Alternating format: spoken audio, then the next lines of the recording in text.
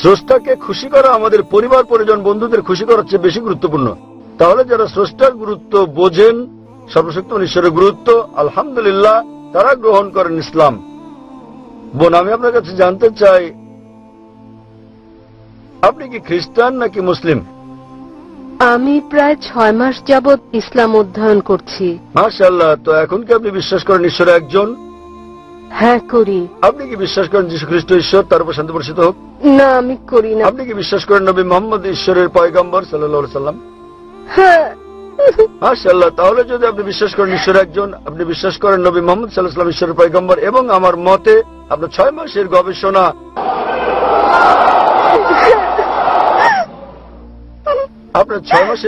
আপনাকে সত্যের কাছে পৌঁছে দিয়েছে। বোন, মাফ করবেন, আমি শুনিনি। এটা আনন্দের অশ্রু। আলহামদুলিল্লাহ। যখন কোনো লোক সত্য উপলব্ধি করে, যা এমনকি কোরআনে উল্লেখ করা আছে, যখন মানুষ শোনে আয়াত আল্লাহ সুবহানাহু ওয়া তাআলার, তখন সে বিশ্বাসীর চোখ দিয়ে পানি বেরিয়ে আসে। তাই এই অশ্রু আনন্দের এবং খুশির যে আপনি সত্যের সন্ধান পেয়েছেন, যেমনটি যীশু খ্রিস্ট তারপর শান্তি বর্ষিত বলেছেন গসপেল অফ জনে, তোমরা সত্য সন্ধান করো, এই সত্য তোমাদের মুক্তি দেবে। তাই আমি বিশ্বাস করি সত্য আজ আপনাকে মুক্ত করেছে। বোন, আসসালামু আলাইকুম। আমি আপনাকে বলবো, যদি কিছুটা আলোকপাত করেন বাইবেলের একটি অনুচ্ছেদের ওপর। এটি ওল্ড টেস্টামেন্ট, সলোমন অধ্যায় 5 অনুচ্ছেদ 16। এটি হিব্রু ভাষায়। Hiko mamitikim wikulo Muhammadim zidude wazarai baine Jerusalem. আমি জানি ইংরেজিতে মুহাম্মাদিমের ভাষান্তর করা হয়েছে সর্বাঙ্গীন সুন্দর। আমি যা জানতে চাই, কেন খ্রিস্টানরা জানে না যে মুহাম্মদ সম্পর্কে বলা হয়েছে বাইবেলে? বোন যে প্রশ্নটি করলেন, তিনি উদ্ধৃতি দিয়েছেন হিব্রু ভাষায় অনুচ্ছেদ বাইবেলের সং অফ সলোমন থেকে, অধ্যায় নম্বর 5 অনুচ্ছেদ 16, যাতে বলা হয়েছে হিকুম মুতাকিম বিকুল্লি মুহাম্মাদিম যায়দুদি যায়রাই বাইনা জেরুসালেম, যার মানে বোন কেবল একটি শব্দের অনুবাদ করেছেন। এর মানে তিনি সবচেয়ে সুন্দর, তিনি সর্বাঙ্গীন সুন্দর, তিনি আমার প্রিয়, তিনি আমার বন্ধু, হে জেরুজালেমের কন্যারা। এই হচ্ছে তার উদ্ধৃত হিব্রু অনুচ্ছেদটির পূর্ণাঙ্গ অনুবাদ, এবং যাতে বলা হয়েছে হিকুম মুতাকিম বিকুল্লি মুহাম্মাদিম। মুহাম্মাদিম সেমেটিক ভাষায় যখন আপনি সম্মান দেখান, তখন আপনি তাতে ইম লাগান, যেমন এলা ঈশ্বরকে বোঝায়, এলোহিম হচ্ছে ঈশ্বর প্রতি সম্মান। একই জিনিস মুহাম্মাদের নামে সাল্লাল্লাহু আলাইহি সাল্লাম তারা ইম যোগ করে, এবং এর মানে এতে বলা হয়েছে মুহাম্মাদিম। তাহলে আপনি যদি অরিজিনাল টেক্সট পড়েন, মুহাম্মদ সাল্লাল্লাহু আলাইহি সাল্লামের নাম এমনকি বাইবেলেও উল্লেখ আছে। বোন জানতে চাচ্ছেন, তাহলে কেন খ্রিস্টানরা বিশ্বাস করে না নবী মুহাম্মদ সাল্লাল্লাহু আলাইহি সাল্লামকে? বোন, আপনাদের প্রশ্ন করা উচিত খ্রিস্টানদেরকে। আমি শত শত খ্রিস্টানকে প্রশ্নটা করেছি। আলহামদুলিল্লাহ, কেউ কেউ ইসলাম গ্রহণ করেছেন, তাদের বেশিরভাগই করেননি। তাই আমি আপনার সঙ্গে একমত যে নবী মুহাম্মদ সাল্লাল্লাহু আলাইহি সাল্লামের নাম বিশ্বের প্রধান প্রধান ধর্মগ্রন্থের বেশিরভাগেই উল্লেখ করা আছে, বাইবেল সহ। এবং যেমন আমি আগে বলেছি যে শুধু তাকে নাম ধরে উল্লেখ করা হয়নি, তার ভবিষ্যৎবাণীও করা হয়েছে বাইবেলের বিভিন্ন স্থানে। তার ভবিষ্যৎবাণী করা হয়েছে বুক অব ডিউটেরোনমি অধ্যায় 18 অনুচ্ছেদ 18, বুক অব ডিউটেরোনমি অধ্যায় 18 অনুচ্ছেদ 19, বুক অব আইজায়া অধ্যায় 29 অনুচ্ছেদ নম্বর 12, সং অফ সলোমন অধ্যায় 5 অনুচ্ছেদ নম্বর 16। নিউ টেস্টামেন্টের ভবিষ্যৎবাণী করা হয়েছে গসপেল অফ জন অধ্যায় 14 অনুচ্ছেদ 16, গসপেল অফ জন অধ্যায় 15 অনুচ্ছেদ 26, গসপেল অফ জন অধ্যায় 16 অনুচ্ছেদ 7, গসপেল অফ জন অধ্যায় 16 অনুচ্ছেদ 12 থেকে 14। অনেক জায়গায় আছে বোন। তাই আমি খ্রিস্টানদেরকে জিজ্ঞেস করি, যেহেতু এটা স্পষ্ট করে উল্লেখ করা আছে সর্বশেষ ও চূড়ান্ত নবী মুহাম্মদ সাল্লাল্লাহু আলাইহি সাল্লাম সম্পর্কে, তবুও কেন তারা বিশ্বাস করেন না তাকে? সেসব খ্রিস্টান যারা আসলে অধ্যয়ন করেন এবং বিশ্লেষণ ও গবেষণা করেন, আলহামদুলিল্লাহ তারা গ্রহণ করেন ইসলাম। অন্যরা যারা সত্যকে গ্রহণ করতে চায় না এবং বলে, ও আমি খ্রিস্টান আছি 40 বছর ধরে, এখন আপনি চান যে আমাকে আমার ধর্ম বদলে ফেলতে হবে, তাই তারা ভীত। অনেক সময় এর মধ্যে ইগো চলে আসে, অনেক সময় মনে হয় সমাজ কি বলবে, অনেক সময় মনে হয় বন্ধুরা কি বলবে, আমার ক্রেতারা কি বলবে। তাই এইসব জিনিস তাদেরকে ইসলামী সৌন্দর্য গ্রহণে বাধা দেয়। যা তারা বোঝে না, তারা অখুশি করতে কিছু মনে করে না, স্রষ্টাকে কেবল পরিবার পরিজন আর বন্ধুদের খুশি করতে। স্রষ্টাকে খুশি করা আমাদের পরিবার পরিজন বন্ধুদের খুশি করার চেয়ে বেশি গুরুত্বপূর্ণ। তাহলে যারা স্রষ্টার গুরুত্ব বোঝেন, সর্বশক্তিমান ঈশ্বরের গুরুত্ব, আলহামদুলিল্লাহ তারা গ্রহণ করেন ইসলাম। বোন, আমি আপনার কাছে জানতে চাই, আপনি কি খ্রিস্টান নাকি মুসলিম? আমি প্রায় 6 মাস যাবৎ ইসলাম অধ্যয়ন করছি। মাশাআল্লাহ। তো এখন কি আপনি বিশ্বাস করেন ঈশ্বর একজন? হ্যাঁ, করি। আপনি কি বিশ্বাস করেন যীশু খ্রিস্ট ঈশ্বর, তার উপর শান্তি বর্ষিত হোক? না, আমি করি না। আপনি কি বিশ্বাস করেন নবী মুহাম্মদ ঈশ্বরের পয়গম্বর সাল্লাল্লাহু আলাইহি সাল্লাম? হ্যাঁ। মাশাআল্লাহ। তাহলে যদি আপনি বিশ্বাস করেন ঈশ্বর একজন, আপনি বিশ্বাস করেন নবী মুহাম্মদ সাল্লাল্লাহু আলাইহি ওয়াসাল্লাম ঈশ্বরের পয়গম্বর, এবং আমার মতে আপনার 6 মাসের গবেষণা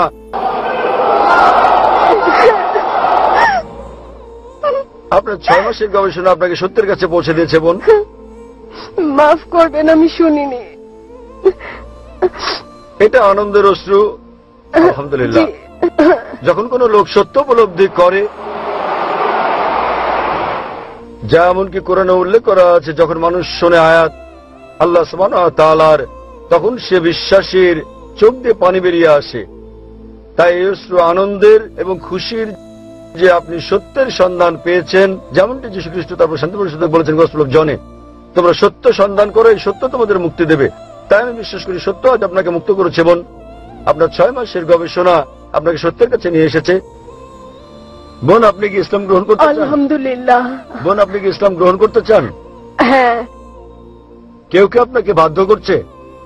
মোটেই না। আপনি নিজের ইচ্ছে কবুল করতে চান? হ্যাঁ। ইনশাআল্লাহ আমি আরবিতে বলবো, আপনি শুনে শুনে বলবেন। ওকে। আশহাদু আশহাদু আল্লাহ আল্লাহ ইলাহা ইলাহা ইল্লাল্লাহ ইল্লাল্লাহ ওয়া আশহাদু ওয়া আশহাদু আন্না মুহাম্মাদান আবদুহু ওয়া রাসূলুহু।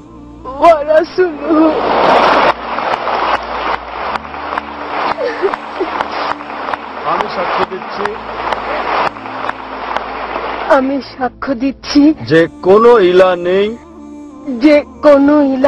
আল্লাহ ছাড়া, এবং আমি সাক্ষ্য দিচ্ছি যে নবী মুহাম্মদ হলেন পয়গম্বর আল্লাহর বান্দা এবং আল্লাহর বান্দা। মাশাআল্লাহ। বোন, আপনি মুসলিম হয়েছেন, এবং আমি আল্লাহর কাছে দোয়া করি তিনি যেভাবে আপনাকে পথ দেখিয়েছেন সেভাবে আল্লাহ আপনাকে উসিলা করুন অন্য মুসলিমদের ইসলামে আসার জন্য, এবং আমি আল্লাহর কাছে দোয়া করি তিনি যেন আপনাকে এই দুনিয়া ও আখিরাতে কল্যাণ দান করেন এবং আপনাকে জান্নাত দান করেন, প্যারাডাইস, ইনশাআল্লাহ।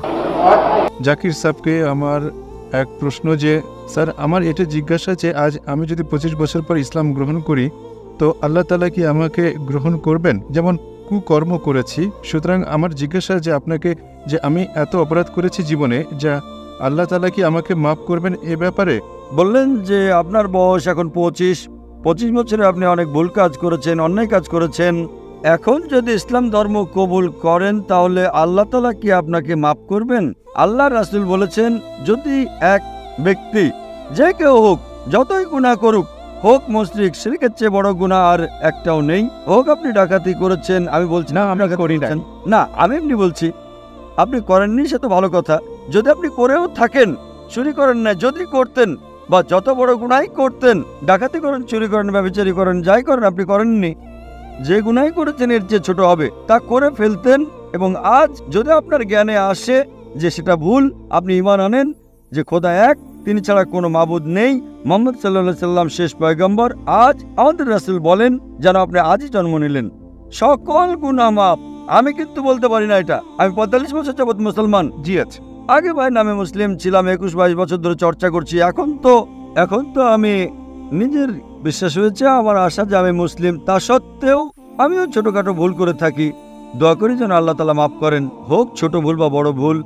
আপনি যদি আজ সাক্ষ্য দেন আপনি আমার চেয়ে ভালো হবেন। তারপর আবার ভিন্ন কথা, যদি আজ সাক্ষ্য দেন তো আল্লাহর রাসূল বলেন মুহাম্মদ সাল্লাল্লাহু আলাইহি সাল্লাম, যে ব্যক্তি সাক্ষ্য দেয় তার পিছনের সমস্ত গুনাহ মাফ, একেবারে পরিষ্কার, আপনি একেবারে মুক্ত। জি সাহেব, আপনি আপনার এক আলোচনা শুনেছি আমি, যাতে আপনি বলেছেন যে এক হিন্দু যে হয়ে থাকে তাদের এক ঋগ্বেদে আছে যে অন্তিম সংস্কার, এক প্রকার সংস্কার, যাতে বলা হয়েছে যে যখন হিন্দু মরে তো সে শেষ সময় আশহাদু আল্লাহ ইলাহা মুহাম্মদ রাসূলুল্লাহ সেই সংস্কৃতেও কিছু বলে ওই বিষয়েই। তো সাহেব, আমার এটা প্রশ্ন যে মানুষ যখন মরে তার জীবনের শেষ মুহূর্তে সে যদি সেই সময় আল্লাহ তাআলাকে স্বীকার করে, তো আল্লাহ তাআলা ওই সময় তার ইসলাম কবুল করবেন, কিংবা আল্লাহ তাআলা মেনে নেবেন যে সে ইসলামের ব্যক্তি? এটা ভালো প্রশ্ন। প্রশ্ন হলো, যখন কোনো ব্যক্তি মারা যাচ্ছে তখন যদি ইসলাম কবুল করে সেটা গ্রহণযোগ্য হবে কিনা। সবচেয়ে বড় উদাহরণ হলো ফেরাউন। ফেরাউন এমন এক ব্যক্তি ছিল যে নিজেকে খোদা মনে করত, খুব শক্তিশালী, খুব সম্পদশালী ছিল। যখন সে যায় মুসা আলাইহিস সালামের পিছনে, মুসা আলাইহিস সালাম যখন তার লাঠি মারেন নদী দুভাগ হয়ে যায়, তিনি চলে যান, ফেরাউন অনুসরণ করলে নদী আবার মিলে যায়। তখন সে বলে আল্লাহ লা ইলাহা ইল্লাল্লাহ। যখন কোনো লোক মৃত্যুর সময়, শেষ সময় ঈমান আনে তখন তার ঈমান কবুল হয় না, কেননা সে মারা যাচ্ছে এজন্য। কিন্তু সে যদি মৃত্যু আসার কিছু আগেও করে তা গ্রহণ হবে, কিন্তু মৃত্যু যখন আসা শুরু হয় তখন যদি ঈমান আনে সেটা ভয় করে। তো সাহেব, যদি তা যেমন বলা হয় যে আপনি ইসলাম নয়, আপনি ইসলাম গ্রহণ করেন না, তো আপনাকে দোজখের আগুনে জ্বালানো হবে, আপনি জান্নাত পাবেন না, সে কথা বলা হয়, তো ওই ব্যাপারে সাহেব কি ভয়ে আপনাকে ইসলাম গ্রহণ করতে হবে যে হ্যাঁ আমাকে জান্নাত মিলবে না এই জন্য আমি ইসলাম গ্রহণ করছি? তো ইসলাম গ্রহণ হোক, ভয়ে করুক, মানতে করুক বা যুক্তিতে করুক, যাই করুক না কেন, কিন্তু মৃত্যু তো আপনার আসবেই না। মৃত্যু আসা শুরু হয়, নিঃশ্বাস শুরু হয় মৃত্যুবরণকারীর অতি কষ্টে, তাহলে খুব দেরি হলো। কিন্তু আপনার কি জানা আছে মৃত্যু আসবে 5 দিন পর? কারো জানা নেই, কোনো মানুষই বলতে পারে না সে কখন মরবে। মৃত্যু শুরু হয়েছে, তখন করলে খুব দেরি। তো এজন্যই সচেতনভাবে আজ আপনার জানা হলো যে হ্যাঁ ভাই, ইসলাম সঠিক, তবে আপনি বলেন এখন ইসলাম কবুল করেন। আমি হয়তো আরো 10 বছর 20 বছর বাঁচবো, 20 বছরে বহুত দেরি, এখন গ্রহণ করলে হয়তো ছোটখাটো ভুল করে ফেলবো, তখন তো সমস্যায় পড়ে যাব। তা আপনি পরিকল্পনা করেছেন আল্লাহর বিরুদ্ধে, এমন পরিকল্পনা করলে যদি মারা যান দোজখ। তার চেয়ে ভালো ইসলাম কবুল করেন, মেনে নেন, ছোটখাটো ভুল মাপ চান, মাফ করবেন আল্লাহ। আপনি বুঝছেন তো? এই পরিকল্পনা আপনার বিশ্বাস হয়েছে, পরে বলবেন এখন কেন কবুল করবো, 10 বছর পর করবো, এখন তো আরাম করবো, মদ পান করবো, আনন্দ করবো। আপনার জানা নেই কখন মারা যাবেন, আনন্দ করতে করতে মরে গেলেন তো গোল্লাই গেলেন। ভাবলে কি, এখন গ্রহণ করেন, ছোটখাটো ভুল তারপর আল্লাহ মাফ করবেন, দোয়া করতে পারেন, আল্লাহ রহমানুর রাহিম। আপনি বুঝছেন না তো? বিশ্বাস হয়ে গেলে গ্রহণ করেন। এবং স্যার, যেমন স্যার 5 ওয়াক্ত নামাজ যদি না পড়া যায় কারণবশত হলো না 5 ওয়াক্ত নামাজ, কেননা এত তাড়াতাড়ি যেমন আজ আমি করি, তো স্যার তাও একটা গুনাহ হবে যে আজ আমি ইসলাম। আয়েশা ভালো প্রশ্ন করেছেন, যদি 5 ওয়াক্ত নামাজ না পড়তে পারে তো কি হবে? আল্লাহ তাআলা বলেন সূরা নিসা সূরা নাম্বার 4 আয়াত নাম্বার 116 এবং সূরা নিসা অধ্যায় নাম্বার 4 আয়াত নাম্বার 48 যে আল্লাহ তাআলা যে কোনো গুনাহ মাফ করে দেন, কিন্তু শিরক মাফ করবেন না। বাকি গুনাহ যতই করেন যদি আল্লাহ চান তো মাফ করতে পারেন। তো শিরকেও তো আমাদের মূর্তি পূজাও আসে না স্যার? যে একদম ঠিক, মূর্তি পূজাও আসে। তো শিরক যদি করেন আল্লাহ তাআলা মাফ করবেন না, আপনি শিরক থেকে বাঁচেন, বাকি গুনাহ আল্লাহ তাআলা যদি চান তো মাফ করতে পারেন। কিন্তু আপনি যদি ইসলাম ধর্ম গ্রহণ না করেন, নামাজ পড়েন বা না পড়েন, জাহান্নাম। এখানে যদি আপনি ভুল করেন ছোটখাটো আল্লাহ মাফ করবেন, নামাজ পড়া খুবই গুরুত্বপূর্ণ, কিন্তু তা সত্ত্বেও যদি নামাজ না পড়েন তাও আল্লাহ তাআলা মাফ করতে পারেন। শতভাগ বলছি না আমি, 1 ভাগ না 2 ভাগ আমি জানি না, উত্তম নামাজ পড়া চাই। কিন্তু যদি শিরক বাদ দেন, ঈমান আনেন আর নামাজ না পড়েন, তারপরও আশা আছে জান্নাতে যাওয়ার। 1 ভাগ না 2 ভাগ না 5 ভাগ তা পরে দেখা যাবে সেটা। যদি ঈমান না আনেন তো শতভাগ জাহান্নাম। যদি আপনি ভুল করেন একটাও আপনার দায়িত্ব পালনে, উদাহরণস্বরূপ একজন মহিলা বড় গুনাহগার ছিল, হ্যাঁ শুনেছি আমি। শুনেছেন না? তো একটু আল্লাহ তাআলা মাফ করতে পারেন, কিন্তু শিরক কখনো মাফ করবেন না। তো যা আমি বলতে চাই, আজ আপনি ঈমান আনতে চান কিনা? ঈমান, আসলে আমি একটি বিষয় অবশ্যই আপনাকে জিজ্ঞাসা করতে চেয়েছিলাম, সময় অবশ্য খুবই কম। জি হ্যাঁ, বাস এটাই আপনাকে জিজ্ঞাসা করব যে স্যার আপনি বলছিলেন যে একজন হিন্দুর যে ভগবান, সে অন্যের সাহায্য নিচ্ছে, অন্য ভগবানের সাহায্য নেয়, তো কেন উপস্থিত থাকা উচিত? আমাদের তো তার নিকটই প্রার্থনা করা উচিত, আল্লাহ তাআলা তো শক্তির উৎস। একদম ঠিক। তো আল্লাহ তাআলা আমাদের কেন এই বিষয় থেকে তা করায় না, প্রস্তুত কেন করার নাই যে হ্যাঁ ঠিক আছে নিতেশ নয়, আমি আহমদ হতাম, আমি ঠিক আহমদ হলে আমার ওইগুলো করতে হতো না, আচ্ছা এই বিষয় আল্লাহ তাআলা আপনাকে আহমেদ কেন বানান নাই, নীতিশ কেন বানালেন? আল্লাহ তাআলা আপনাকে পরীক্ষা করছেন, প্রশ্নপত্র দিলেন। যদি শিক্ষক সবাইকে প্রশ্নপত্র দিয়ে দেন তাহলে লাভ কি? আল্লাহ তাআলা জানতেন যে আপনি জাকিরের সাথে দেখা করবেন, না স্যার। তাই না? আমি জানতাম না, আল্লাহ তাআলা জানতেন যে আপনি জাকিরের ক্যাসেট দেখবেন, ঠিক কি না? জি। তো এখন আল্লাহ তাআলা আপনাকে পরীক্ষা করছেন যে জাকির সত্যের কথা বলার পরে আহমদ ছাড়েন, আপনি তো এখন নীতিশ না। আপনি কি করে জানলেন যে আহমদ জান্নাতে যাবে না দোজখে যাবে? হতে পারে ওই আহমদ নামের মুসলমান দোজখে যেতে পারে, আপনি তো নীতিশ ছিলেন। এখন ঈমান গ্রহণ করবেন তো আহমেদের চেয়ে উত্তম হবেন, আহমেদ বাদ দেন, জাকিরের চেয়ে উত্তম হবেন আজকের জন্য। সামনে কি হবে তা আল্লাহ তাআলা জানেন। তো সৌভাগ্যবান আপনি আহমেদ ছিলেন না। যদি ঈমান আনেন, ঈমান না আনলে সেটা ভিন্ন কথা। তো আল্লাহ আপনাকে সুযোগ দিয়েছেন কি আজ আপনি কি ঈমান গ্রহণ করতে চান কি না? আপনি মানেন যে খোদা এক? স্যার ঈমান কি আপনার মতে? ঈমান ঈমান এই যে আপনি এক খোদায় মানেন। ঈমানের অর্থ খোদা। আপনি এক খোদায় মানেন কি না? খোদাকে তো মানি আমি। আপনি মানেন যে মূর্তি পূজা করা অন্যায়? স্যার মূর্তি পূজা অন্যায় আপনি মানি। মানেন যে মুহাম্মদ সাল্লাল্লাহু আলাইহি ওয়াসাল্লাম শেষ পয়গম্বর? স্যার এ ব্যাপারে আমি তো বলতে পারি না যে তিনি পয়গম্বর, তো সত্যি করে তার বিষয়গুলো অত্যন্ত সঠিক, তিনি যা বলছেন তা সব নির্ভুল, কিন্তু আমি জানি না যে সে পয়গম্বর না সাধারণ মানুষ। এ বিষয়ে না না না ভাই, তিনি মানুষ, মানুষ সাধারণ নন, কিন্তু মানুষ। তিনি খেতেন, ঘুমাতেন, পরিশ্রম করতেন, কষ্ট হতো, মানুষ ছিলেন তিনি, কিন্তু একজন বাছাইকৃত মানুষ ছিলেন, সাধারণ মানুষ ছিলেন না। আল্লাহ তাকে মনোনীত করেছেন নিজের বার্তা প্রচারের জন্য। তো আপনাকে মানতে হবে যে তিনি মানুষ ছিলেন, কিন্তু সাধারণ মানুষ নন, তিনি ছিলেন পয়গম্বর। পয়গম্বর মানে এমন না যে তিনি মানুষ নন, পয়গম্বরও একজন মানুষ, কিন্তু আল্লাহর বাছাইকৃত মানুষ, যিনি মানুষের কাছে আল্লাহর বার্তা পৌঁছে দেন। আপনি মানেন যে তিনি মানুষ, যিনি মানুষকে বার্তা পৌঁছে দিতেন? জি স্যার, তা তো মানি। তো তাকে বলে মুসলিম। এখন আপনি কি সাক্ষ্য দিতে চান? স্যার তা জোর নেই, জোর নেই। আপনি মানেন যে খোদা এক? জি হ্যাঁ। মানেন যে মূর্তি পূজা করা অন্যায় এবং মুহাম্মদ সাল্লাল্লাহু আলাইহি ওয়াসাল্লাম শেষ পয়গম্বর, মানুষ কিন্তু পয়গম্বর। তো আপনি আমার মতে মুসলিম। আগে আপনি চলতে থাকেন, নামাজ আস্তে আস্তে আসবে, তা মানেন আপনি? জি তা তো মানি আমি। মানেন? আপনাকে জোর করছে কেউ তাকে মানতে? না স্যার। তো আপনি বলতে চান আরবিতে? জি স্যার। আচ্ছা, কোনো জোর করছে না তো কেউ? না স্যার। কোনো আর্থিক চাপ? না স্যার। অন্তর থেকে করছেন? জি। মাইক নম্বর 1-এ এক শিখ ভাই আছে, সেও ইসলাম গ্রহণ করতে চায়। একজন শিখ ভাই সাহেব, আপনার নাম কি? আমার নাম রমেশ সিং। রমেশ সিং। আপনি মানেন খোদা এক? নিশ্চয়ই। আপনি মানেন যে মূর্তি পূজা অন্যায়? আপনি মানেন মুহাম্মদ সাল্লাল্লাহু আলাইহি ওয়াসাল্লাম শেষ পয়গম্বর? নিশ্চয়ই। আপনাকে কেউ কি শক্তি বল প্রয়োগ করছে ইসলাম গ্রহণ করতে? না। কোনো চাপ? আগে করতো, কিন্তু এখন কেউই করে না। আচ্ছা, মাইক নাম্বার 5-এ কোনো অমুসলিম ভাই মুসলিম হতে চান? আমার নাম রাজেশ কুমার। মাশাআল্লাহ, এক শিখ ভাই আছেন। আরেক ভাই এখানে, আপনারা অন্তর দিয়ে গ্রহণ করতে চান? তো ইনশাআল্লাহ আমি আরবিতে বলছি, আপনারা বলেন। আশহাদু আল্লাহ ইলাহা ইল্লাল্লাহ ওয়া আশহাদু আন্না মুহাম্মাদান আবদুহু ওয়া রাসূলুহু। আমি সাক্ষ্য দিচ্ছি যে আল্লাহ ছাড়া আর মাবুদ নেই, কোনো মাবুদ নেই, এবং মুহাম্মদ সাল্লাল্লাহু আলাইহি ওয়াসাল্লাম তার বান্দা এবং পয়গম্বর। মাশাআল্লাহ, আপনারা মুসলমান হয়ে গেলেন। আমার নাম রাখেন। আপনার নাম কি এখন ভাই সাহেব? বর্তমানে কি নাম ছিল? বর্তমানে আমার নাম রাজেশ কুমার। রাজেশ কুমার। আপনার নাম রাজেশ কুমার ছিল। এখন আমার মাথায় যে নামটা আসে তা হলো বেলাল। আপনি আপনার নাম বেলাল রাখতে পারেন। আসসালামু আলাইকুম, আমার নাম মরিয়াম উম্মে শরীফ। আমি আয়ারল্যান্ড থেকে এসেছি, পেশায় একজন ফিজিওথেরাপিস্ট। আলহামদুলিল্লাহ, আমি ইসলাম ধর্ম গ্রহণ করার একটা সুযোগ পেয়েছি। আমার প্রশ্নটা হলো, আমার বাবা কখনোই সুযোগটা পাননি, আর শিরক হলো সবচেয়ে বড় গুনাহ। আমি জানতে চাচ্ছি এমন কোন দোয়া কি আছে যেটা আমি আমার বাবার জন্য করতে পারি, যাতে তার গুনাহ ক্ষমা করে দেওয়া হয়। বোন, আপনি বললেন যে আলহামদুলিল্লাহ আপনি ইসলাম গ্রহণ করেছেন, আর বললেন যে দুর্ভাগ্যজনকভাবে আপনার বাবা মুশরিক অবস্থায় মারা গেছে। এখন তার নামে কি কোনো দোয়া করা যায় যাতে তার গুনাহগুলো ক্ষমা করা হবে? পবিত্র কোরআনে সূরা নিসা অধ্যায় 4 আয়াত 48-এ বলা হয়েছে, সূরা নিসা অধ্যায় 4 আয়াত 116-তে বলা হয়েছে যে আল্লাহ যদি চান তিনি যে কোনো গুনাহ ক্ষমা করতে পারেন, তবে তার সাথে শরীক করা কখনোই ক্ষমা করবেন না, কারণ ইসলাম ধর্মে শিরক করা সবচেয়ে জঘন্যতম পাপ। তবে কেউ যদি শিরক করে আর মৃত্যুর আগে যদি অনুতপ্ত হয়, আল্লাহ ক্ষমা করতে পারেন।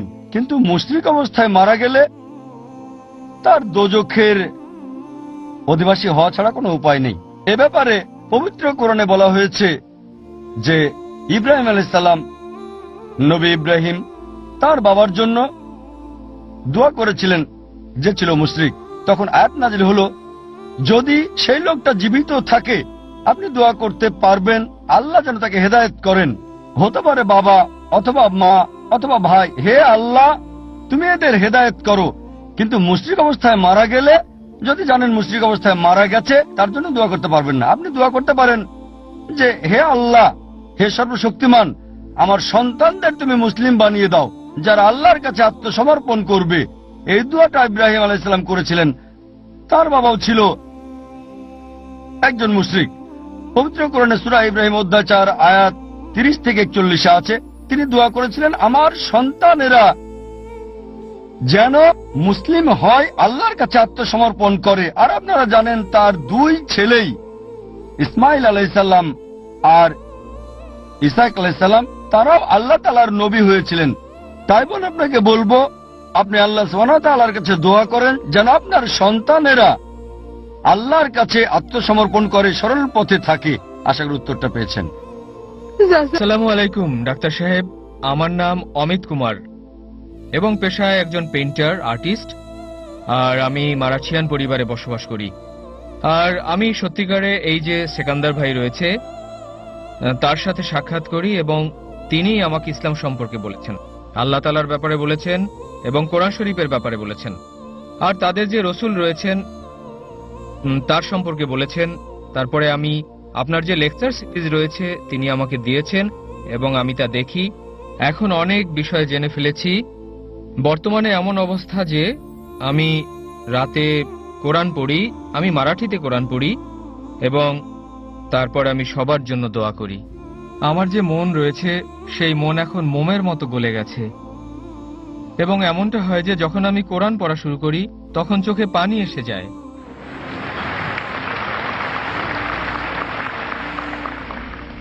কেননা এক এক বিষয় রয়েছে যা সত্য এবং সত্য ছাড়া আমি কিছু দেখি না তাতে। অথচ আমি সব ধর্মেই আমার উপযোগী যোগদান করেছি, অধ্যয়ন করেছি, পড়েছি এবং সেকান্দার ভাই যিনি উসিলা আমার জন্য, তার পক্ষ থেকে তিনি আমাকে অনেক রকম জ্ঞান দিয়েছেন এবং আপনার মাধ্যমেও অনেক আমাকে জ্ঞান দিয়েছেন। তো আজ আমি এখানে একটা অনুরোধ করছি আপনাকে যে আমি ইসলাম গ্রহণ করতে চাই।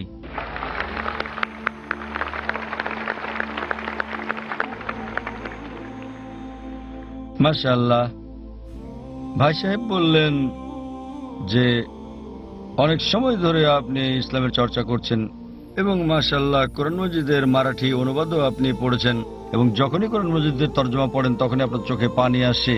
এটা একজন মুমিনের লক্ষণ, যার কাছে ঈমান আছে। যখন সে কোরআন পড়ে তার চোখে পানি আসে, কোরআনের আয়াতও আছে মাশাআল্লাহ। এবং ভাই সাহেবের মাশাআল্লাহ অনেক জ্ঞান হয়েছে, বিদ্যাও মিলেছে ইসলাম সম্পর্কে তার বন্ধু সেকান্দার ভাই এবং আমার ক্যাসেটের মাধ্যমে। এবং ভাই সাহেব ইনশাআল্লাহ ইসলাম গ্রহণ করতে চান। আমি আপনাকে জিজ্ঞেস করতে চাই যে কেউ কি আপনাকে জোর প্রয়োগ করছে ইসলাম গ্রহণ করতে? না না। কোনো চাপ আছে আপনার প্রতি? না, কিছুই না। আপনার কোনো ভয় আছে? না না। কোনো আর্থিক চাপ? কিছুই না। কিংবা শারীরিক চাপ? কিছুরই ভয় নেই। কেননা কাউকে বাধ্যতামূলক ইসলাম গ্রহণ করানো ইসলামে যেমন নিষিদ্ধ তেমনি দেশের মধ্যে অবৈধ। তো আপনি কি স্বেচ্ছা গ্রহণ করতে চান? একদম। এবং আপনার সুস্থ মনের সজ্ঞানে? হ্যাঁ। মাশাআল্লাহ। আপনি মানেন যে খোদা এক? জি। আপনি মানেন যে মুহাম্মদ সাল্লাল্লাহু আলাইহি ওয়াসাল্লাম তার শেষ পয়গম্বর? অবশ্যই। মাশাআল্লাহ। ইনশাআল্লাহ আমি আরবিতে বলবো, আপনি আমার সঙ্গে বলবেন। আশহাদু আশহাদু আল্লাহ আল্লাহ ইলাহা ইলাহা ইল্লাল্লাহ ইল্লাল্লাহ ওয়া আশহাদু ওয়া আশহাদু আন্না আন্না মুহাম্মাদান মুহাম্মাদান আবদুহু আবদুহু ওয়া রাসূলুহু ওয়া রাসূলুহু।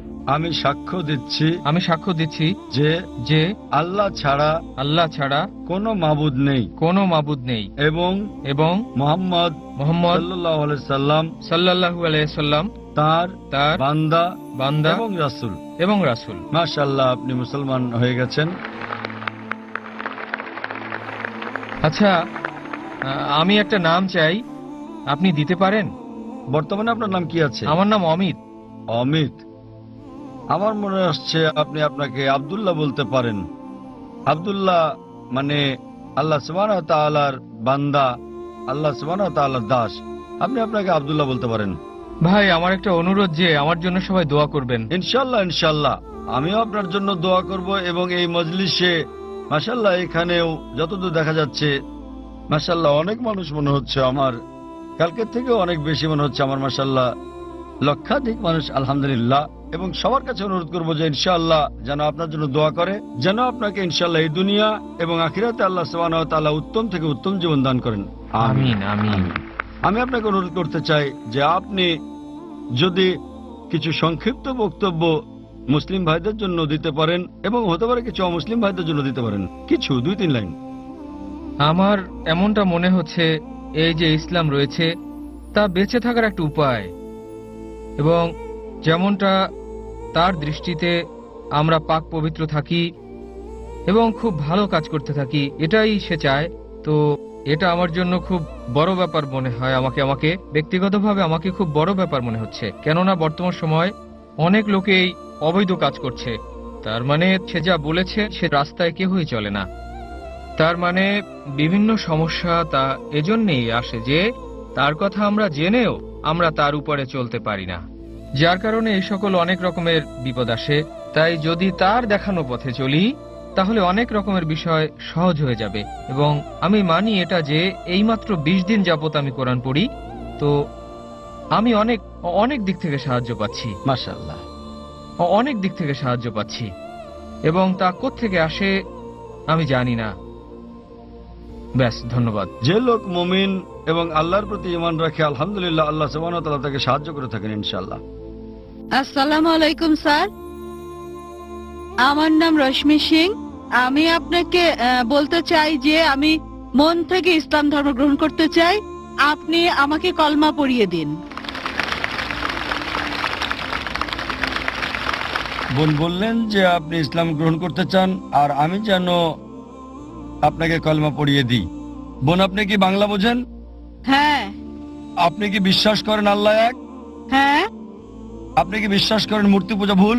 জি স্যার। আপনি কি বিশ্বাস করেন নবী মুহাম্মদ সাল্লাল্লাহু আলাইহি সাল্লাম হলেন আল্লাহর শেষ নবী? হ্যাঁ। কেউ কি আপনাকে ইসলাম গ্রহণ করতে বাধ্য করছে? না। কোনো অর্থনৈতিক চাপ? না।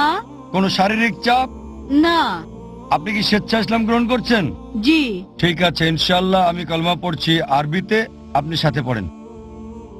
আশহাদু আশহাদু আল্লাহ আল্লাহ ইলাহা ইলাহা ইল্লাল্লাহ ইল্লাল্লাহ ওয়া আশহাদু ওয়া আশহাদু আন্না মুহাম্মাদান মুহাম্মাদান আবদুহু ওয়া রাসূলুহু।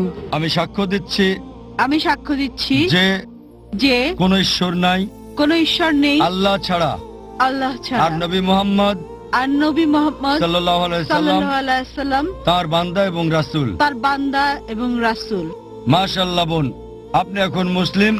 আমি আল্লাহ সুবহানাহু ওয়া তাআলার কাছে দোয়া করি যেন আপনাকে পথ দেখায়, সরল পথে রাখে। আর আল্লাহ কোরআনে বলেছেন সূরা আল ইমরান অধ্যায় 3 আয়াত 8, রব্বানা লা তুযিগ কুলুবানা বা'দা ইয হাদাইতানা ওয়া হাব লানা মিন লাদুনকা রাহমা ইন্নাকা আনতাল ওয়াহ্হাব। হে আল্লাহ, আমাদেরকে সরল পথ দেখাও, যে পথের কথা বলেছো আমাদেরকে সেই পথ দেখাও। আমি আল্লাহ সুবহানাহু ওয়া তাআলার কাছে দোয়া করি যাতে আপনাকে আরো হেদায়েত করে, সরল পথে রাখে আর আপনাকে জান্নাতবাসী করে। স্যার, আমি আপনাকে একটা প্রশ্ন করতে চাই। স্যার, যদি আমার বাসা আমার বাবা মা সবকিছু জেনে যায় তাহলে আমি তাদের কিভাবে বোঝাবো যে আমি যা করছি এটা ঠিক করছি? বোন বললেন যে পিতামাতা জানার পর কিভাবে তাদের বোঝাবেন যে সত্যের কাজ করেছেন আপনি। বোন, প্রথম হচ্ছে পিতামাতাকে ভালোবাসতে শুরু করেন। 1 নাম্বার, পিতামাতাকে বেশি বেশি ভালোবাসা শুরু করেন, মান্য করেন, সম্মান করেন, অনুসরণ করেন, যতক্ষণ না এমন কিছু বলে যা আল্লাহ এবং রাসূলের বিরুদ্ধে যায়, সেক্ষেত্রে অমান্য করতে হবে। আপনি পার্থক্য তৈরি করেন, আগে কেমন ছিলেন আর এখন কেমন আছেন। আগে হয়তো তাদের অনেক কথাই আপনি মানতেন না, আর এখন যতক্ষণ তাদের কথা কোরআন এবং সহিহ হাদিসের বিরুদ্ধে না যায়, আমার অনুরোধ বোন, অপছন্দ হলেও আপনি তাদের অনুসরণ করতে থাকেন। পার্থক্য তৈরি হবে যে আমার মেয়ে মুসলিম হওয়ার আগে কেমন ছিল আর এখন সে গ্রহণ করেছে ইসলাম। যদি কোনো পরিবর্তন লক্ষ্য করে তারা বলবে, আরে আগে তো আমাকে মানতে না, এখন যা বলছি সবকিছু মানছো, সবকিছুই। কেন? কারণ কোরআন বলছে, আমাদের প্রিয় নবীজি বলেছেন, জান্নাত মায়ের পায়ের নিচে। এভাবে চেষ্টা করেন তাদেরকে জয় করতে। কোরআন বলছে সূরা ফুসিলাত অধ্যায় 41 আয়াত 34 যে তাদেরকে জয় করাই ভালো, আর এটা করতে হবে হিকমত দিয়ে। আল্লাহ কোরআনে বলেন সূরা নেহাল অধ্যায় 16 আয়াত 125, উদু ইলা সাবিলি রাব্বিকা বিল হিকমা ওয়াল মাউইযাতিল হাসানা ওয়াজাদিল বিল্লাতি আহসান। মানুষকে ডাকো তোমার প্রভুর দিকে, জ্ঞান দিয়ে, সুন্দর আচরণ দিয়ে তাদের সাথে তর্ক করো, যুক্তি দেখাও সবচেয়ে ভালো পন্থায়, উত্তম পন্থায়। আপনাকে অনুরোধ করব আমার ভিডিও দেখতে পারেন, ইসলাম এবং হিন্দু ধর্মের সাদৃশ্য আপনার পিতামাতাকেও দেখান, ইনশাআল্লাহ এতে তাদের মন নরম হবে। আমি আল্লাহর কাছে দোয়া করি যেন আল্লাহ আপনার পিতামাতাকেও হেদায়েত দেন এবং আপনার পরিবারের সদস্যদের। ধন্যবাদ স্যার। শুভ সন্ধ্যা স্যার, আমার নাম মঞ্জু সিং, আমি নাগপুরের বাসিন্দা। আমি বেদের ব্যাপারে একটি প্রশ্ন করতে চাই, কারণ আমি বিশ্বাস করি বেদ হিন্দু ধর্মের মূল ধর্মগ্রন্থ। তাই আমি জানতে চাই, আপনি বিভিন্ন ধর্মগ্রন্থের অভিন্ন দিকগুলো তুলে ধরছেন যা অন্যান্য ধর্মগ্রন্থে একই রকম, কিন্তু কেন আপনি অমুসলিমদের কাছে সেসব দিকগুলো তুলে ধরছেন না যেগুলো পরস্পর সাংঘর্ষিক কিংবা যেগুলো পরস্পর বিপরীত? কারণ হিন্দু মেয়ে হিসেবে আমি অভিন্ন দিকগুলো বিশ্বাস করলেও এটা জানা অত্যন্ত গুরুত্বপূর্ণ হিন্দু ধর্মগ্রন্থের কোন দিকগুলো অন্যান্য ধর্মের সঙ্গে অভিন্ন এবং কোনগুলো ভিন্ন। বোন খুব সুন্দর একটা প্রশ্ন করেছেন। তিনি বলেছেন আমি বেদ থেকে উদ্ধৃতি দিয়েছি, সাদৃশ্যগুলো তুলে ধরেছি, কেন বৈসাদৃশ্যগুলো সম্পর্কে বলিনি, এবং সাদৃশ্যের পাশাপাশি বৈসাদৃশ্যগুলো জানতে চেয়েছেন। বোন, আমি যেমন ইসলাম ধর্ম ও হিন্দু ধর্মের সাদৃশ্যগুলোর উপর কয়েক ঘন্টা ধরে আলোচনা করতে পারি, তেমনি আমি ইসলাম ধর্ম ও হিন্দু ধর্মের বৈসাদৃশ্য নিয়েও দীর্ঘ আলোচনা করতে পারি। তবে আমার সাদৃশ্য নিয়ে কথা বলতে পছন্দ হওয়ার কারণ, কোরআনে আমার স্রষ্টা আল্লাহ সুবহানাহু ওয়া তাআলা আমাকে সেই উপদেশই দিয়েছেন। সূরা আলে ইমরান অধ্যায় নম্বর 3 আয়াত নম্বর 64 বলা হয়েছে, কুল ইয়া আহলাল কিতাব বলো হে কিতাবীগণ, তাআলাউ ইলা কালিমাতিন সাওয়াইন বাইনা বাইনাকুম, এসো সেই বিষয়ের প্রতি যা তোমাদের ও আমাদের মধ্যে এক। প্রথম সাদৃশ্য কি? আল্লাহ না'বুদা ইল্লাল্লাহ, আমরা আল্লাহ ছাড়া অন্য কারো ইবাদত করব ওয়ালা না, নুশরিকা বিহি শাইয়্যান, তার সঙ্গে অন্য কাউকে শরীক করব না, ওয়ালা ইয়াত্তাখিযা বা'দুনা বা'দান আরবাবান মিন দুনিল্লাহ, আল্লাহ ছাড়া আমরা অন্য কাউকে আমাদের মধ্যে হতে রব হিসেবে গ্রহণ করব না। ফাইন তাওয়াল্লাউ, যদি তারা মুখ ফিরিয়ে নেয়, ফাকুলু শাদু, বলো তোমরা সাক্ষী থাকো বিআন্না মুসলিমুন, আমরা তো মুসলিম, আল্লাহ সুবহানাহু ওয়া তাআলার কাছে আত্মসমর্পণকারী। কোরআনের এই আয়াত আমাদের পথ দেখাচ্ছে কিভাবে বিভিন্ন ধর্মের মানুষের সঙ্গে কথা বলতে হবে। এসো সেই বিষয়ের প্রতি যা তোমাদের ও আমাদের মধ্যে এক। প্রথম সাদৃশ্য কি? সবচেয়ে গুরুত্বপূর্ণ বিষয় হচ্ছে আল্লাহ না'বুদা ইল্লাল্লাহ, আমরা সর্বশক্তিমান আল্লাহ ছাড়া আর কারো উপাসনা করব না। বোন, মতপার্থক্যের ব্যাপারে আমি ঘন্টার পর ঘন্টা পার্থক্য নিয়ে লেকচার দিতে পারি, আমি পারি না তা নয়, তবে তাতে বৈরিতা তৈরি হবে, এতে করে কেউ কেউ আহত হতে পারেন। অবশ্য বিতর্কের সময় অনেক সময় বাধ্য হয়ে করতে হয়। যখন বিতর্ক হয়, একটা উদাহরণ দিচ্ছি, ডক্টর উইলিয়াম ক্যাম্বেল নামের এক ব্যক্তির সঙ্গে আমার বিতর্ক হয়েছিল। হ্যাঁ বোন, আপনি কি সেটা শুনেছিলেন? হ্যাঁ, আমি ভিডিও দেখেছি। হ্যাঁ, সেই বিতর্কের বিষয় ছিল ইসলাম ধর্ম ও খ্রিস্টান ধর্মের মধ্যে বৈসাদৃশ্য। কেন? তিনি একটা বই লিখেছিলেন, তাতে বলা হয়েছে কোরআনে 30টি বৈজ্ঞানিক ভুল রয়েছে এবং 8 বছরে কেউ এর জবাব দেয়নি। আমেরিকায় প্রচুর বিক্রি হয় বইটা, সুতরাং আমেরিকার ছাত্ররা আমাকে ডেকে পাঠালো। আমাদের সংলাপ হলো, বিষয় ছিল বিজ্ঞানের আলোকে বাইবেল ও কোরআন। কোরআনের বিরুদ্ধে তার যেসব আপত্তি ছিল আমি সবগুলো জবাব দিলাম। আমি বাইবেল থেকে 38টি বিষয় উল্লেখ করলাম যে বিজ্ঞানের বিপরীত। তিনি এর একটির জবাব দিতে পারলেন না। তাই এই বিতর্কে আমাকে এই কাজটা করতে হয়েছিল। যদি কোনো হিন্দু পণ্ডিতের সঙ্গে আমার বিতর্ক হয়, যদি তিনি বলেন বেদ পুরোপুরি বৈজ্ঞানিক, তখন অবৈজ্ঞানিক কথাগুলো আমি বলতে পারি। তবে যদি আমি বৈসাদৃশ্য নিয়ে কথা বলি, হতে পারে তখন আপনি মনক্ষুণ্ণ হবেন। সেজন্য যদি আপনি আরো গভীরে যেতে চান, তাহলে IRF এর কাছে প্রশ্ন রাখতে পারেন, আমরা আপনাকে সব রকম তথ্য দেব। তবে জনসমক্ষে নিতান্ত বাধ্য না হলে ব্যক্তিগতভাবে আমি বৈপরীত্য নিয়ে আলোচনা করতে চাই না। তার মানে এই না যে আমরা সচেতন নই, তবে সাদৃশ্যগুলো জানা থাকলে যা আপনাদের বলছি, আসুন আমরা অভিন্ন বিষয়গুলো অনুসরণের ব্যাপারে একমত হই। তাই আমি জনসাধারণকে বলি, যেগুলো একই বেদে, বাইবেলে, কোরআনে, যাতে সবাই একমত হয় যে অন্তত একটা গ্রন্থ ঈশ্বরের বাণী। হিন্দুরা বলবে বেদ ঈশ্বরের বাণী, খ্রিস্টানরা বলবে বাইবেল ঈশ্বরের বাণী, মুসলিমরা বলবে কোরআন আল্লাহর বাণী।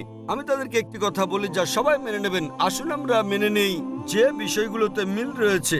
সুতরাং যখন আমরা অভিন্ন বিষয়গুলো দেখি, বেদ, বাইবেল, ইহুদিদের ধর্মগ্রন্থ, তালমুদ, কোরআনে, সবগুলো ধর্মগ্রন্থেই বলা হয়েছে ঈশ্বর এক। সবগুলো ধর্মগ্রন্থে বলা হচ্ছে সর্বশেষ নবী হযরত মুহাম্মদ সাল্লাল্লাহু আলাইহি সাল্লাম। সেজন্য আমি আপনাকে বলছি বোন, কেন আপনি এক ঈশ্বরে বিশ্বাস করেন না? আমি আপনাকে জিজ্ঞেস করছি বোন, আপনি কি এক ঈশ্বরে বিশ্বাস করেন? হ্যাঁ, আমি বিশ্বাস করি এক ঈশ্বরে। আপনি কি বিশ্বাস করেন বোন, আপনি কি বিশ্বাস করেন সর্বশেষ বার্তাবাহক নবী মুহাম্মদ সাল্লাল্লাহু আলাইহি সাল্লাম? ঠিক এই কারণে আমি আপনাকে প্রশ্ন করেছি, কারণ কুরআন ও বেদ বোঝা খুবই কঠিন এবং আমি দ্বিধাগ্রস্ত। কোন ধর্মগ্রন্থটি ঈশ্বরকে পাওয়ার জন্য আমার জন্য অধিক গুরুত্বপূর্ণ? আমি ঈশ্বরের উপাসনার কথা বোঝাতে বোন, চাইছি। আপনি কি শুনেছেন আমার লেকচার ইসলাম ও হিন্দু ধর্মের মধ্যে সাদৃশ্য নিয়ে, অথবা হিন্দু ধর্মগ্রন্থে হযরত মুহাম্মদ সাল্লাল্লাহু আলাইহি সাল্লাম, এটা কি শুনেছেন? হ্যাঁ, শুনেছি। জানেন যে আপনার ধর্মগ্রন্থে বলা হয়েছে সর্বশেষ বার্তাবাহক নবী মুহাম্মদ সাল্লাল্লাহু আলাইহি সাল্লাম? হ্যাঁ। আপনি এটা জানেন? হ্যাঁ। তাহলে আপনি বিশ্বাস করেন যে নবী মুহাম্মদ আল্লাহর বার্তাবাহক? হ্যাঁ, অবশ্যই। আপনি কি বিশ্বাস করেন? হ্যাঁ। তাহলে আপনি যদি বিশ্বাস করেন যে ঈশ্বর একজন, যদি বিশ্বাস করেন প্রতিমা পূজা করা নিষিদ্ধ, এবং যদি বিশ্বাস করেন যে নবী মুহাম্মদ সাল্লাল্লাহু আলাইহি সাল্লাম সর্বশেষ বার্তাবাহক, তাহলে আরবি ভাষায় আমরা আপনাকে বলি মুসলিম।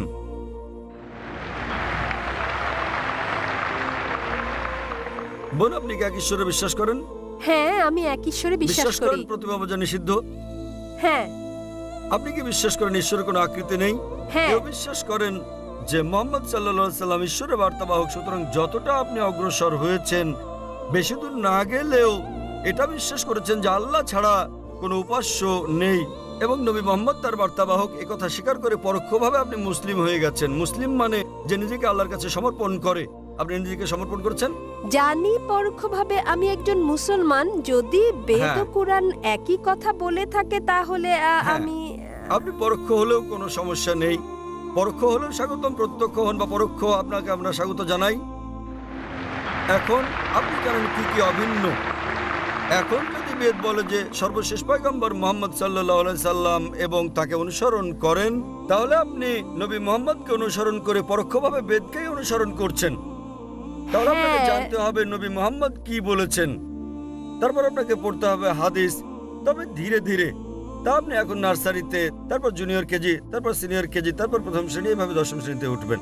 কিন্তু আপনি ভর্তি হয়েছেন কিনা আমি জানতে চাই। আপনি কি একমত যে আপনি মুসলিম? মুসলিম মানে যে নিজের ইচ্ছাকে আল্লাহর কাছে সমর্পণ করে দেয়। কেন এটা গুরুত্বপূর্ণ যখন কেউ এক ঈশ্বরে বিশ্বাস করে তাকে মুসলমান বলা? হ্যাঁ, কেন? মুসলিম মানে এমন ব্যক্তি নিজের ইচ্ছাকে যিনি আল্লাহর কাছে সমর্পণ করেন, এবং আল্লাহর কাছে আত্মসমর্পণের গুরুত্বপূর্ণ দিক হচ্ছে এক ঈশ্বরে বিশ্বাস করা, মূর্তি পূজা নিষিদ্ধ বিশ্বাস করা এবং নবী মুহাম্মদকে বার্তাবাহক বলে বিশ্বাস করা। যদি আপনি কথা বলেন, তার মানে আপনি নিজেকে সমর্পণ করতে সম্মত এবং এতে সময় লাগবে। এরপর আপনি স্ট্যান্ডার্ড 1-এ উঠবেন। ধীরে ধীরে আপনি জানতে পারবেন রোজা রাখার ব্যাপারে, দান করা, ডাকাতি না করা, চুরি না করা, এগুলো একা একা আসবে। কিন্তু আপনি সমর্পণ করতে সম্মত কিনা সেটা গুরুত্বপূর্ণ, এবং নবী মুহাম্মদের শিক্ষাগুলো মেনে চলতে সম্মত কিনা আপনার কাছে জানতে চাই আমি বোন। হ্যাঁ, রাজি। তাহলে কি আপনি শাহাদা পাঠ করবেন? শাহাদা মানে আপনি আরবিতে বলবেন যে আল্লাহ ছাড়া কোনো উপাস্য নেই এবং নবী মুহাম্মদ তার বার্তাবাহক। হ্যাঁ, ঈশ্বর একজন এবং এবং এবং মহানবী মুহাম্মদ সর্বশেষ পয়গম্বর। মাশাআল্লাহ, মাশাআল্লাহ বোন, আপনাকে অভিনন্দন। আমি আরবিতে বলবো, আপনি আমাকে অনুসরণ করবেন। আপনি কি জানেন যা আপনি বলছেন সেটা সেই একই জিনিস? তবে আমি জানতে চাই বোন, কেউ কি আপনাকে বাধ্য করছে এটা বলতে? না, কেউ না। চাপ প্রয়োগ করছে? না, সম্পূর্ণ নিজের ইচ্ছায়। হ্যাঁ। ঠিক আছে বোন, আমি আরবিতে বলবো, আপনি শুনে বলুন। আশহাদু আশহাদু আল্লাহ আল্লাহ ইলাহা ইলাহা ইল্লাল্লাহ ইল্লাল্লাহ ওয়া আশহাদু ওয়া আশহাদু আন্না আন্না মুহাম্মাদান মুহাম্মাদান আবদুহু আবদুহু ওয়া রাসূলুহু ওয়া রাসূলুহু। আমি সাক্ষ্য দিচ্ছি,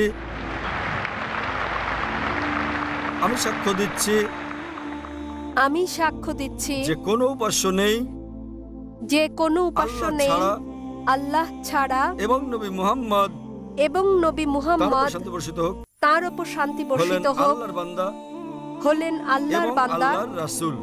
এবং আল্লাহর রাসূল। মাশাআল্লাহ, ধন্যবাদ। আপনাকে আমি অভিনন্দন জানাই বোন।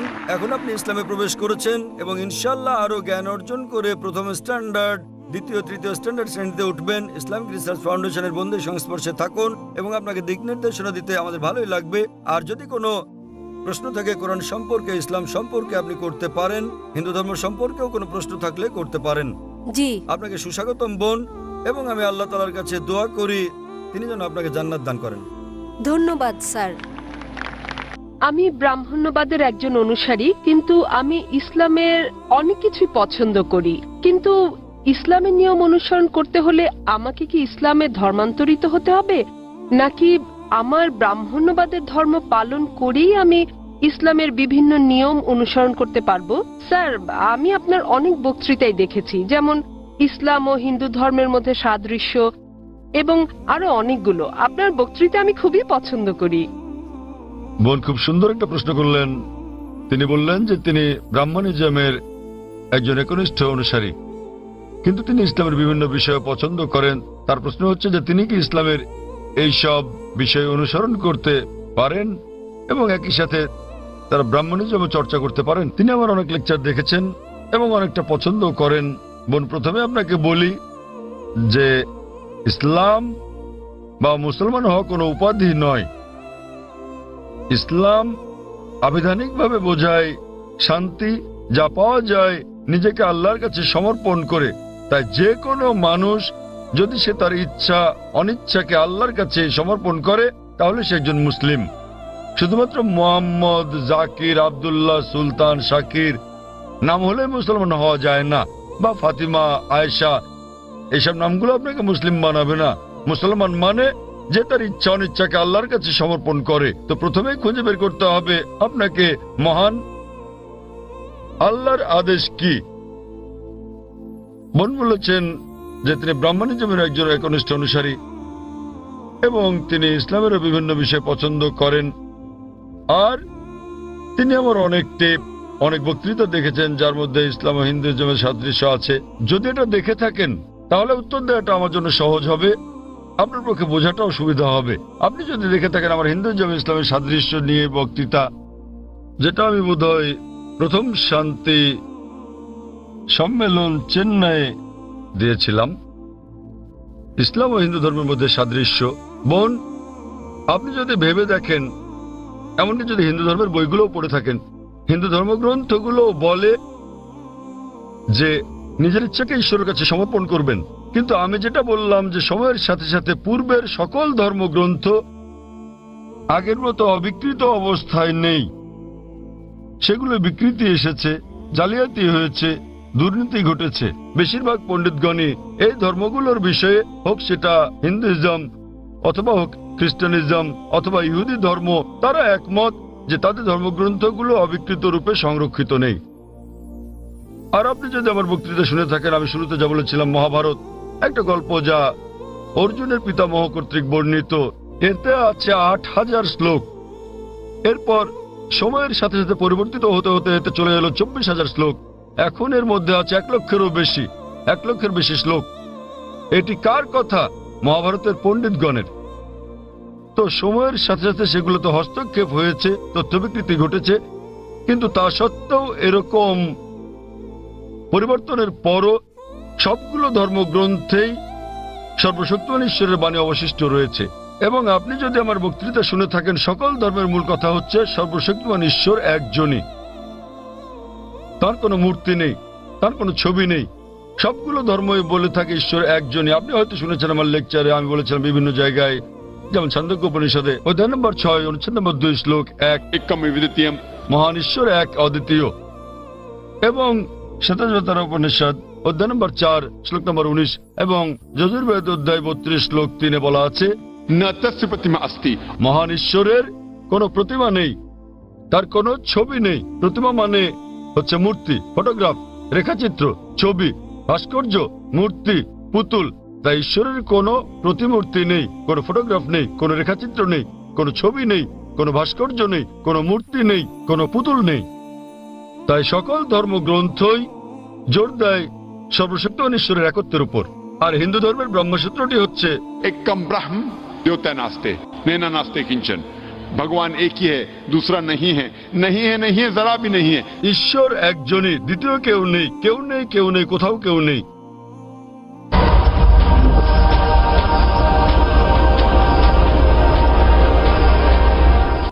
এবার আসি মূল প্রশ্নে, যা হলো একজন কট্টর ব্রাহ্মণ হয়েও আপনি ইসলামের শিক্ষা অনুসরণ করতে পারবেন কিনা। বোন, একজন সাধারণ ব্রাহ্মণের পক্ষে মুসলিম হওয়ার চেষ্টা করাটা কঠিন, কিন্তু যদি কঠোর ব্রাহ্মণ হয়ে থাকেন, বেদকে কঠোরভাবে মেনে চলেন, তাহলে আপনার ইচ্ছা অনিচ্ছা ঈশ্বরের কাছে সমর্পণ করতে হবে। আপনি যদি সাধারণ ব্রাহ্মণ হয়ে থাকেন যে কিছু নিয়ম মানেন আবার কিছু মানেন না, তাহলে আপনার পক্ষে ঈশ্বরের কাছে নিজের ইচ্ছাকে সমর্পণ করা কঠিন হবে। কিন্তু যদি কঠোর ব্রাহ্মণ হয়ে থাকেন, বেদকে কঠোরভাবে মেনে চলেন, তাহলে আগে আমি যা বলেছি আপনাকে মানতেই হবে। 3টি পংক্তি আমি বলেছি যে আপনাকে এক ঈশ্বরে বিশ্বাস করতে হবে, আপনি মূর্তি পূজা করতে পারবেন না। আপনাকে বিশ্বাস করতে হবে যে ঈশ্বর এক, তার কোনো প্রতিচ্ছবি নেই, কোনো ফটোগ্রাফ নেই, কোনো মূর্তি নেই। এবং যদি আপনার ধর্মগ্রন্থগুলো পড়ে থাকেন, সেগুলোতে সর্বশেষ এবং চূড়ান্ত নবী মুহাম্মদ সাল্লাল্লাহু আলাইহি সাল্লামের আগমনের কথা উল্লেখ করা হয়েছে। আর আপনি যদি আমার বক্তৃতা ইসলাম ও হিন্দু ধর্মের মধ্যে সাদৃশ্য আর হিন্দু ধর্মে মোহাম্মদ সাল্লাল্লাহু আলাইহি সাল্লাম এই দুটো দেখে থাকেন, আমি বিস্তারিত আলোচনা করছি যে নবী মুহাম্মদ সাল্লাল্লাহু আলাইহি সাল্লামের কথা আপনাদের ধর্মগ্রন্থে আছে। তাই যদি আপনি খারাপ ব্রাহ্মণ হয়ে থাকেন, তাহলে আপনার এটা বিশ্বাস না করার কোনো সুযোগ নেই যে ঈশ্বর এক, তার কোনো চিত্র নেই, কোনো মূর্তি নেই। এবং আপনাকে এটা বিশ্বাস করতে হবে যে মহান ঈশ্বরের সর্বশেষ দূত, সর্বশেষ বার্তাবাহক কল্কি অবতার হচ্ছেন নবী মুহাম্মদ সাল্লাল্লাহু আলাইহি সাল্লাম। কিন্তু যখন আপনার ধর্মগ্রন্থ বলে যে আপনাকে কল্কি অবতার চূড়ান্ত দূতকে অনুসরণ করতে হবে, তো যখন আপনি এই দূত নবী মুহাম্মদ সাল্লাল্লাহু আলাইহি সাল্লামের বাণীগুলো পড়বেন, তখন আপনি দেখবেন যে এই কথাগুলো আপনার ধর্মগ্রন্থগুলোতে যা লেখা আছে তার সাথে মিলে যাচ্ছে। আবার একই সাথে দেখবেন এটা আপনার ধর্মগ্রন্থের অনেক কথার বিরুদ্ধে যাচ্ছে। তো এখন আমরা মনে করি যে কোরআন সর্বশক্তিমান আল্লাহর শেষ ও চূড়ান্ত নির্দেশনা, যা নাজিল করা হয়েছিল সর্বশেষ ও চূড়ান্ত নবী মুহাম্মদ সাল্লাল্লাহু আলাইহি সাল্লামের উপরে। এই কোরআন হলো ফুরকান, এটা হলো ন্যায় এবং অন্যায়ের পার্থক্যকারী। তাই কোরআনের সাথে যা যা মিলে যায়, সেটা যদি বাইবেলে উল্লেখ থাকে অথবা থাকে বেদে অথবা মহাভারতে অথবা রামায়ণে, নিশ্চিতভাবে আপনি ধরে নিতে পারেন যে তা হয়েছে সর্বশক্তিমান ঈশ্বরের ইচ্ছা ও আদেশ অনুসারেই। যদি সেটা বিরুদ্ধে যায়, আপনাকে মানতে হবে যে এটা হচ্ছে সর্বশক্তিমান ঈশ্বরের ইচ্ছা ও আদেশের বিপরীত। তাই আপনি যদি একনিষ্ঠ ব্রাহ্মণ হন, ব্রাহ্মণিজম চর্চা করে থাকেন, আপনাকে এক ঈশ্বরে বিশ্বাস করতে হবে, মূর্তি পূজার বিরোধিতা করতে হবে।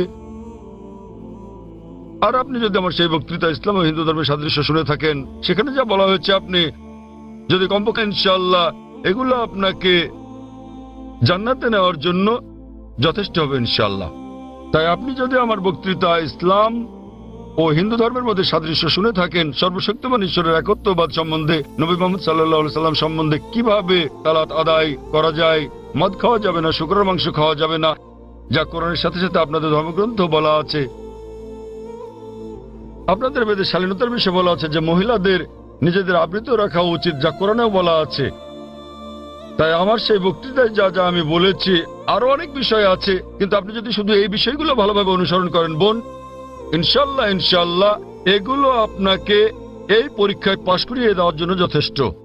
আপনি চাইলে আরো অনেক কিছু অনুসরণ করতে পারেন, কিন্তু কমপক্ষে এই বিষয়গুলো, এই প্রধান বিষয়গুলো যা আমি উল্লেখ করেছি, কিন্তু আপনার ধর্মগ্রন্থে যা বিতর্কিত, আপনার তা অনুসরণ করা উচিত নয়। কারণ আপনাদের পণ্ডিতগণই বলেন যে এটা সময়ের আবর্তনে পরিবর্তিত হয়ে গেছে। আমাদের বুঝতে হবে যে এই বিষয়গুলো হচ্ছে তথ্য বিকৃতি, হস্তক্ষেপিত, সত্যের অতিরঞ্জন। তাই মিলগুলো শুধু অনুসরণ করেন, ইনশাল্লাহ ইনশাল্লাহ আপনি একজন ভালো ব্রাহ্মণ হতে পারবেন। আপনি নিজ ধর্মগ্রন্থের অনুশাসন মেনে চলেন, জাফর খান এবং কোরআনের সাথে মিলে যায়, এবং ইনশাল্লাহ একজন নিয়মনিষ্ঠ মুসলমানও হতে পারেন। তো আশা করি ইনশাল্লাহ যে সর্বশক্তিমান আল্লাহ আপনাকে হিদায়াত দান করুন।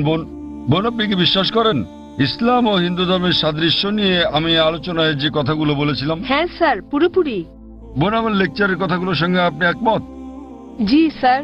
আপনি কি নিয়মগুলো মানতে রাজি আছেন? হ্যাঁ হ্যাঁ, রাজি আছি। তাহলে আপনি যেহেতু এগুলো মানতে রাজি আছেন, আমি যা বলেছি, সুতরাং আপনি প্রকৃতই নিজের ইচ্ছা অনিচ্ছাকে আল্লাহর কাছে সমর্পণ করলেন। আরবিতে আপনি বলতে পারেন মুসলমান, বাংলায় বলতে পারেন আল্লাহর কাছে নিজের ইচ্ছাকে সমর্পণকারী। তো যদি একমত হন যে ধর্মগ্রন্থগুলোতে বলা আছে এক ঈশ্বরের উপাসনা করতে হবে, তিনি ছাড়া আর উপাস্য নেই, মূর্তি পূজা করা অন্যায়, আপনি যদি সর্বশেষ ও চূড়ান্ত নবী কল্কি অবতার মুহাম্মদ সাল্লাল্লাহু আলাইহি সাল্লাম এবং তার শিক্ষার উপর বিশ্বাস রাখেন, তাহলে আমার মতে, আমি যদি আরবিতে বলি, আমাকে বলতে হবে যে আপনি ইসলাম ধর্ম পালন করছেন এবং আপনি একজন মুসলিম।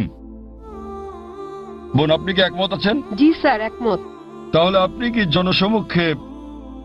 জনসমক্ষে বলতে পারবেন যে আরবি নিয়মে আপনি একজন মুসলিম? বোন, আপনি কি আরবি নিয়মে ঘোষণা দিতে পারবেন এটা? যেহেতু আপনি মেনে নিয়েছেন একজন ঈশ্বর এবং নবী মোহাম্মদ সাল্লাল্লাহু আলাইহি সাল্লাম সর্বশেষ চূড়ান্ত নবী, তা আপনি কি ঘোষণা দিতে পারবেন যে আপনি একজন মুসলিম?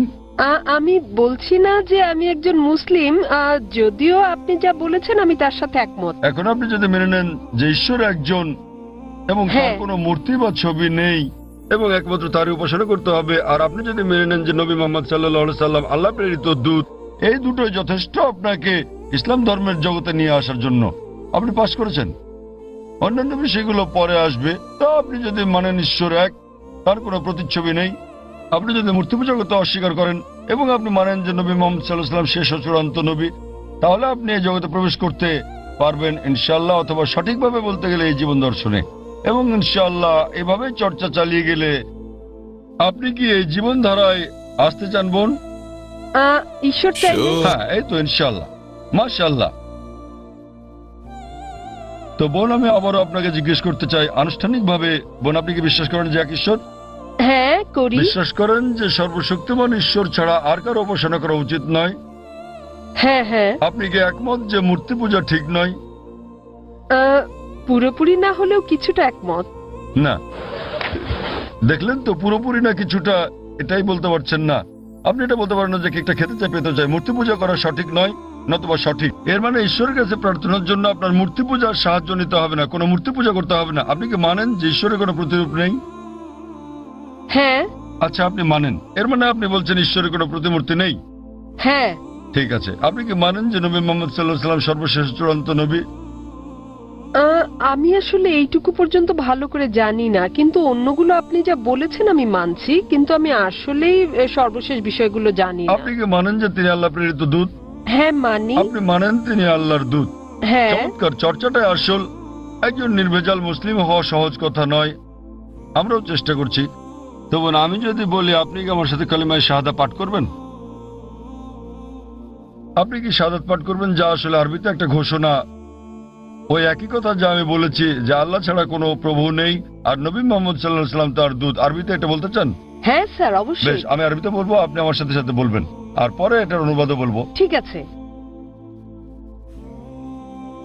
আশহাদু আশহাদু আল্লাহ আল্লাহ ইলাহা ইলাহা ইল্লাল্লাহ ইল্লাল্লাহ ওয়া আশহাদু ওয়া আশহাদু আন্না মুহাম্মাদান আবদুহু ওয়া রাসূলুহু। আমি সাক্ষ্য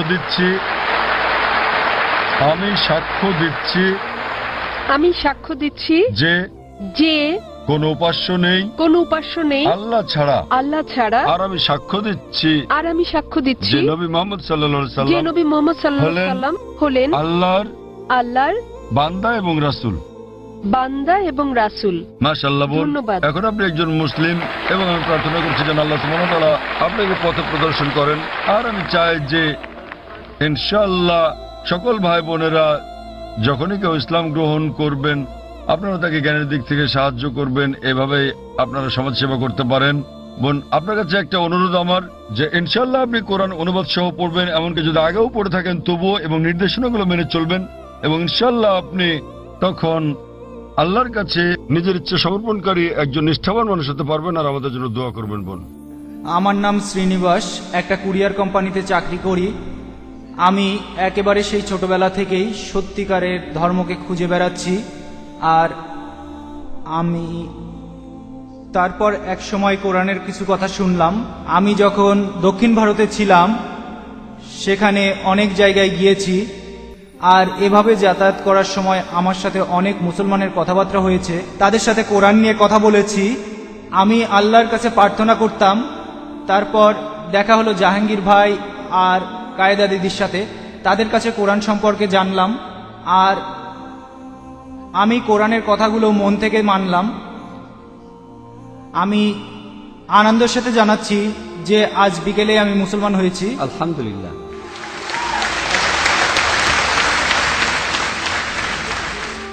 এই অনুষ্ঠানের আগে এই এক্সিবিশন হলে, আর আমি আসলে কয়েকটা প্রশ্ন করতে চাই ডাক্তার জাকির নায়েকের কাছে। তার একটা হলো, আমার কাছে এখনো কোনো কোরআন শরীফ নেই। আমি লোকজনের মুখে কোরআনের আয়াত শুনেছি, তার মধ্যে আমার কয়েকটা আয়াত মনে আছে, যেমন সূরা ইসরার 40 নম্বর আয়াত বলছে, আল্লাহ কি তোমাদের পুত্র দিয়েছে আর তিনি ফেরেশতাদের কন্যা রূপে গ্রহণ করেছেন। আমি এই আয়াতটা বুঝতে পারিনি। এছাড়া আরেকটা প্রশ্ন, হারুর জিনিসটা কি? জি, হারুর বেহেশতের সঙ্গী। হুর, হুর। যখন মানুষ বেহেশতে যাবে তখন এই সঙ্গীরা থাকবে। ভাই আপনি বলছেন হুর, হুর। হ্যাঁ, হুর, হুর, ঠিক বেহেশতের বলেছেন, হুর। বেহেশতের সঙ্গী। ভাই আপনি কোরআনের একটি আয়াত বললেন আর সেই আয়াতটা নিয়ে প্রশ্ন করলেন, তবে তার আগে আপনাকে অভিনন্দন জানাই, শান্তির এই ধর্মে স্বাগতম। ধন্যবাদ।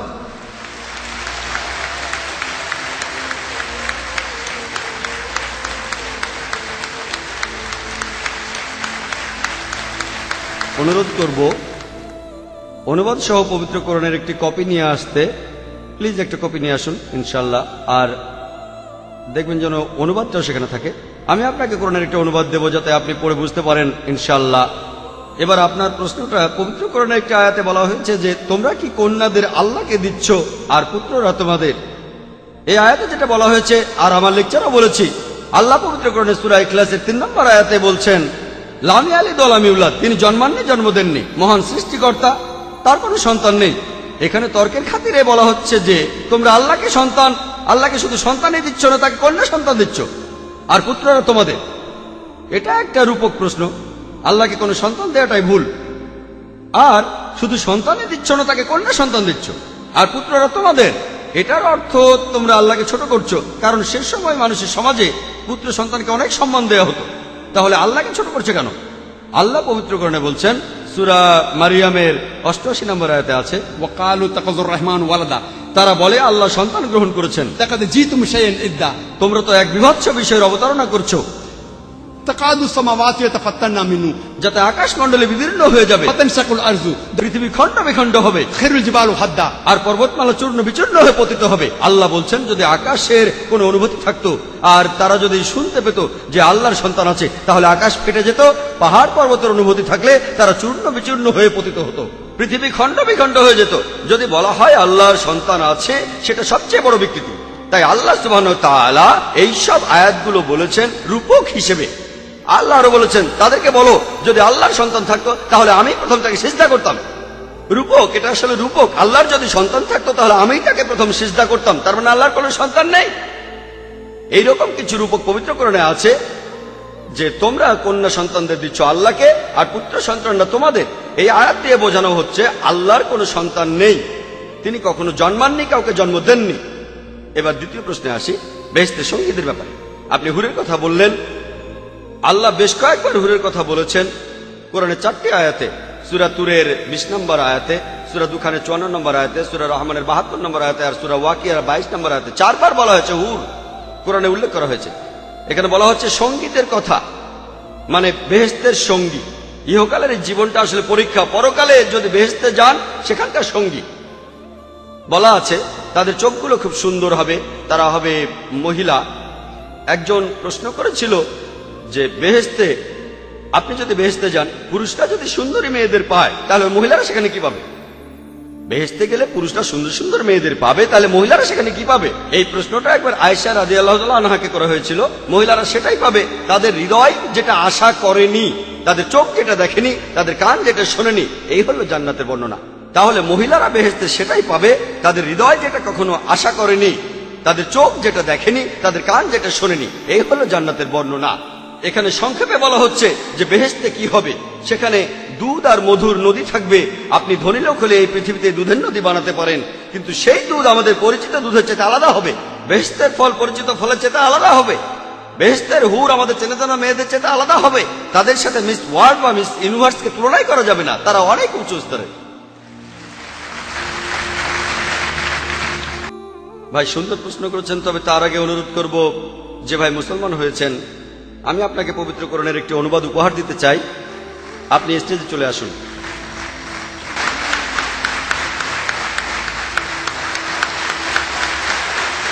আসসালামু আলাইকুম জাকির সাহেব। ওয়ালাইকুম আসসালাম ওয়া রাহমাতুল্লাহ। আমার নাম দিলীপ ত্রিবেদী, আমি মুম্বাই থেকে এসেছি। আমি ইসলাম সম্পর্কে জ্ঞান রাখি না, কিন্তু আমার একজন বন্ধু আছে সেকেন্দার ভাই, এবং আয়শা বোন, তারা আমাকে কোরআন দিয়েছে এবং আমি ধারাবাহিকভাবে 1 মাস যাবৎ গুজরাটি ভাষায় তা পড়েছি এবং আমি অনেক আগ্রহী হয়েছি। তারপর আমাদের সেকেন্দার ভাই পুনরায় ক্যাসেট শোনায়, তাতে আমি আরও আগ্রহী হই এবং আমি আনন্দিত হয়েছি ইসলাম সম্পর্কে, যা সনাতন সত্য যে আছে সে জ্ঞান আমি পেয়েছি। আর আপনার কাছে আমি চাই, কলেমা পড়তে চাই। মাশাআল্লাহ ভাই, আমরা আপনাকে স্বাগত জানাই। তিনি বললেন 1 মাসেরও বেশি সময় ধরে তিনি কোরআন পড়ছেন। পরে তাকে কিছু ক্যাসেট দেওয়া হয়েছে এবং তাতে উদ্বুদ্ধ হয়ে আল্লাহ সুবহানাহু ওয়া তাআলার একত্ববাদের বিষয়টি উপলব্ধি করতে পেরেছেন, আর সে কারণে তিনি গ্রহণ করতে চান ইসলাম। ভাই দিলীপ, আমি আপনার কাছে জানতে চাই যে কেউ কি আপনাকে বাধ্য করছে গ্রহণ করতে ইসলাম? কেউ আপনাকে জোর করছে? না না, আপনি সজ্ঞানে গ্রহণ করছেন ইসলাম? জি। আপনি কি স্বেচ্ছায় গ্রহণ করছেন ইসলাম? জি। মাশাআল্লাহ। আমি বলবো আরবিতে, আপনি আমার সঙ্গে বলবেন ইনশাআল্লাহ। আশহাদু আশহাদু আল্লাহ আল্লাহ ইলাহা ইলাহা ইল্লাল্লাহ ইল্লাল্লাহ ওয়া আশহাদু ওয়া আশহাদু আন্না আল্লাহ মুহাম্মাদান মুহাম্মাদান আবদুহু আবদুহু ওয়া রাসূলুহু ওয়া রাসূলুহু। মাশাআল্লাহ। আমি সাক্ষ্য দিচ্ছি যে যে আল্লাহ ব্যতীত কোনো মাবুদ নেই এবং মুহাম্মদ সাল্লাল্লাহু আলাইহি ওয়াসাল্লাম তার বান্দা এবং পয়গম্বর। মাশাআল্লাহ। ভাই গ্রহণ করেছেন ইসলাম এবং আমি আল্লাহর কাছে দোয়া করি যেন আল্লাহ সুবহানাহু ওয়া তাআলা আপনার চেষ্টা সাধনা কবুল করেন, আপনার এই পরিশ্রমকে কবুল করেন, এবং ইসলাম সম্পর্কে যদি আপনার আরো কিছু জানার থাকে তো ইনশাআল্লাহ আপনি আইআরএফ এর সংস্পর্শে থাকেন। যদি কোনো প্রশ্ন মনে আসে ইসলামের ব্যাপারে তো এখন আপনি আমাকে জিজ্ঞেস করতে পারেন অথবা নিজে চলেও আসতে পারেন ডোংরিতে আমাদের অফিসে। আর আমি আল্লাহর কাছে দোয়া করি আল্লাহ সুবহানাহু ওয়া তাআলা যেন আপনাকে জান্নাতবাসী করেন। একটি অনুরোধ আপনাকে, বলেন। আমাকে কোনো একটি সুন্দর নাম দিন। ভাই অনুরোধ করলেন যে আমি যেন তার একটা ভালো নাম বাছাই করি, যে নামটা তার জন্য আমার মাথার মধ্যে এই মুহূর্তে আসছে সেই নামটা হচ্ছে বিলাল। আপনি আপনাকে বিলাল বলতে পারেন। সকল ভাই বোনদের কাছে আমার অনুরোধ যে আমার জন্য যেন দোয়া করে। ইনশাআল্লাহ। তিনি এখানে উপস্থিত সকল ভাই বোনের পাশাপাশি পিস টিভির দর্শকদের কাছে অনুরোধ করেছেন। মাশাআল্লাহ 10 কোটি লোক, 10 কোটি মানুষ দেখছেন, তাই আমি এখানে উপস্থিত ভাই বোন এবং পিস টিভির দর্শকদের অনুরোধ করব দয়া করে আমাদের ভাইয়ের জন্য দোয়া করুন এবং আমরা আল্লাহ সুবহানাহু ওয়া তাআলার কাছে দোয়া করি তিনি যেন তাকে জান্নাত দান করেন। ধন্যবাদ।